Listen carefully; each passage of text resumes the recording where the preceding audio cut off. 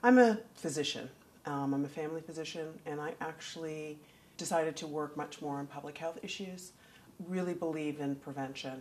And I felt that by the time that people came to see me, that it was late. When you understand the social determinants of health and you understand that the most important contribution to health is the conditions and people where people live, learn, work, and play, that is far above what happens in the doctor's office, and that you need a community approach to improve the community health.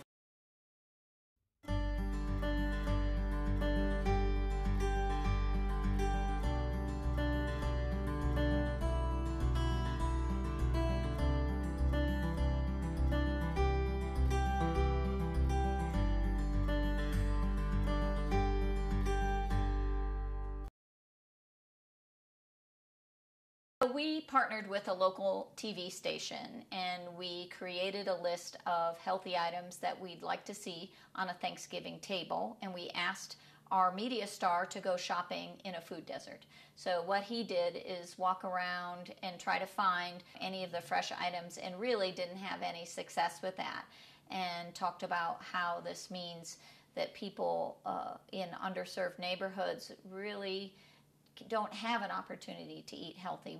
They may know the right things to do, but if there's no grocery store nearby where they can purchase the food, then they're already set up for some chronic diseases. Some of the lessons learned has really been to listen to and engage the community that you're working in. So when we talk about healthy food financing, incentivizing mobile markets and farm stands may work well in one area. In some areas, it could be converting healthy corner stores to carry healthier options. Other communities may need a bigger grocery store, and the barriers may change as well. So there could be a store in a neighborhood, but if there is inadequate sidewalks or lighting, people aren't going to use it. For our healthy corner stores, we've put in increased access to fresh fruits and vegetables in the local corner stores by providing grab-and-go options as well. So what that does is give the store owner a way to generate revenue to keep it going long term, and also increase access to nutritious options in the community. Also really proud of the water program in the schools. It's been a big success. We worked with Head Start.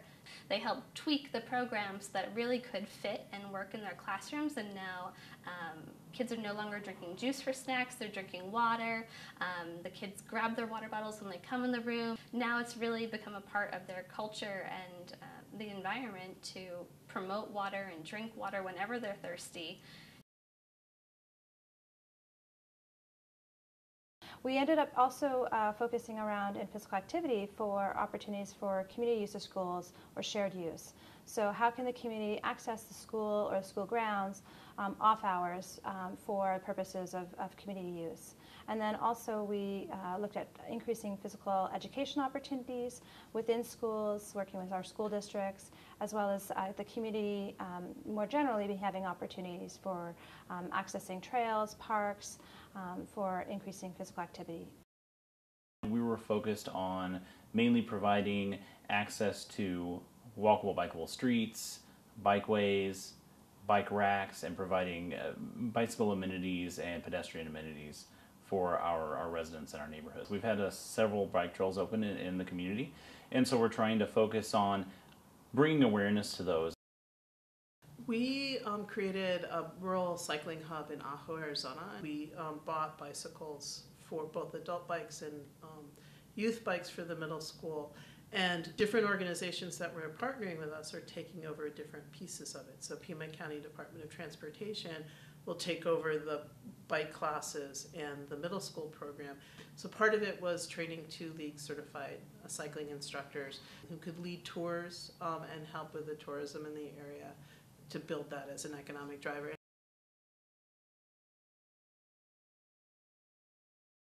They have over 50 agencies that have been certified to be breastfeeding friendly through this project. And each of those agencies, after they became certified, there was a press release in the local newspapers. After the press releases, local businesses really saw that as a way to promote their business, and they really were interested in becoming a breastfeeding friendly establishment. And also creating community clinical linkages.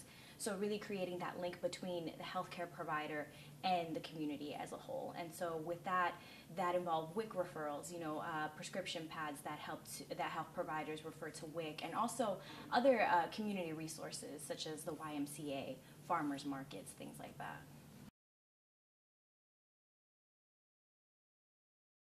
There are bars across Arlington and workplaces that don't have protections for their employees. And a lot of these employees didn't know the harms of secondhand smoke.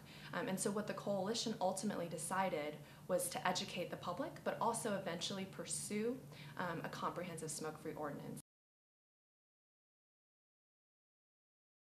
So the coalition really made an active effort to engage the community.